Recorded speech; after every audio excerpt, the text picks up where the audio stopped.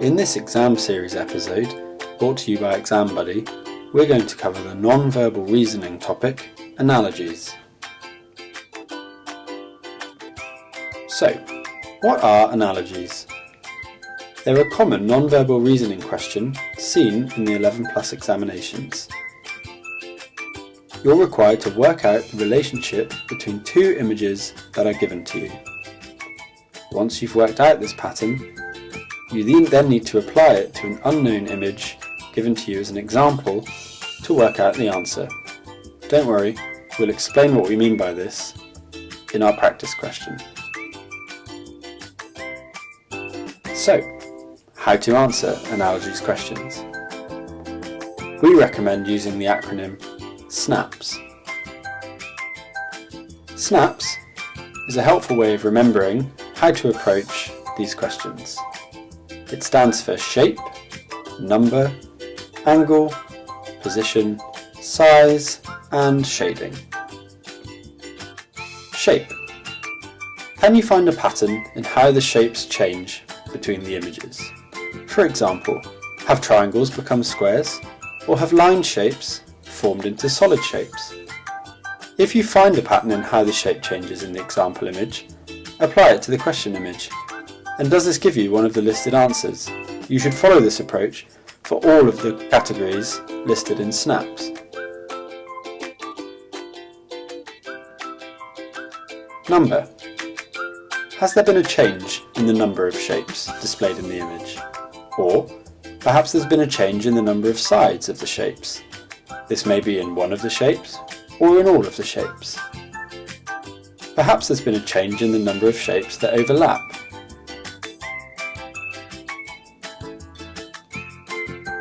Angle. Have any of the shapes rotated? Perhaps shapes have rotated individually, or have they all rotated?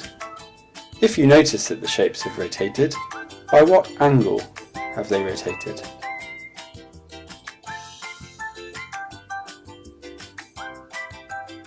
Position. Do any of the shapes change position around the image? For example, do individual shapes change position, or do they all move? Do the shapes move to the left, to the right, up or down? Do they flip along a mirror line, or perhaps they move between corners of the image? Sometimes you will see that shapes move to fit inside other shapes. In other questions, one shape will move outside of another shape.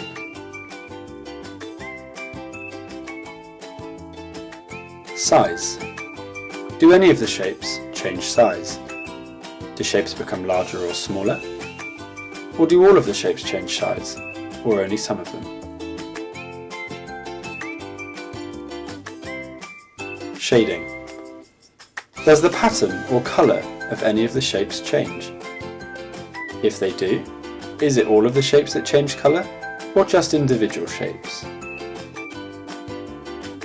So that's an overview of SNAPS, and don't forget to use this as an approach for any analogies question in your non-verbal exam. Now let's try a worked example. Remember, for any question that you're answering in the 11+, always read the question to make sure you're answering what is being asked of you. For analogies questions, use SNAPS. Feel free to rewind the video to try to remember what SNAPS is. And lastly, if you have time, always check your answer to make sure that it makes sense. So now let's take a look at our question. Here you can take a couple of minutes to look at the analogies question, pause the recording, and try and work out your answer.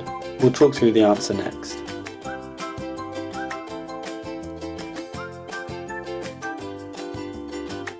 So let's see how we approach the answer of this question.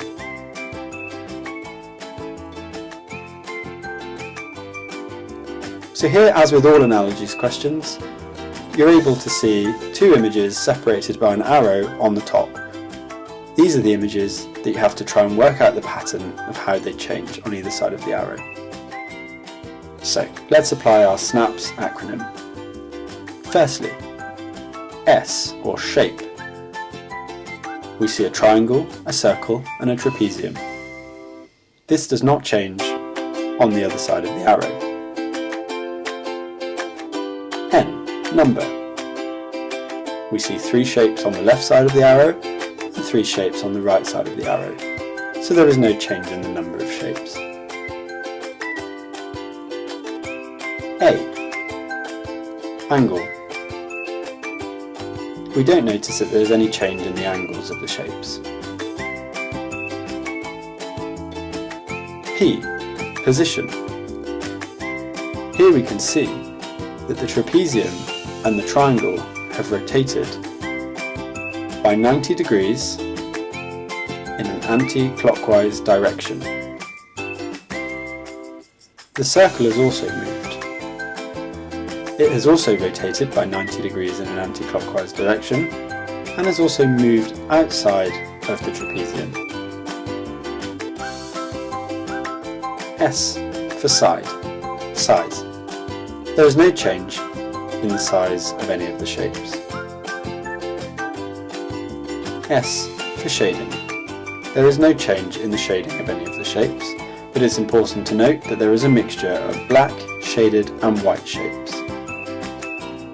So, let's try and work out the answer to the question.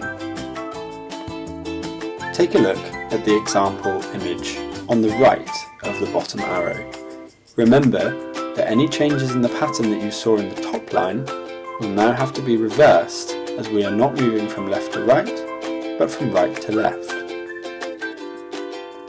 We should expect to see no change in the number of shapes, no change in the number of shapes or the shapes involved, and we should expect to see no change in the angle of any of the shapes. In the example question, we saw that the triangle and the trapezium rotated 90 degrees anti-clockwise. We should therefore expect to see that the 2 triangles in the example rotate 90 degrees clockwise. Similarly, in the example given to us with the trapezium, we saw that the circle moved outside of the shape. We should therefore expect to see the circle move inside the white triangle in our example image on the bottom line. We should expect to see no change in the size of any of the shapes and no change in the shading or colour. So given what we're expected to find, let's eliminate potential answers. Let's look at A. That doesn't fit the rule. Let's look at C. That doesn't fit the rule. B and E also don't fit the rule. So that makes B the correct answer.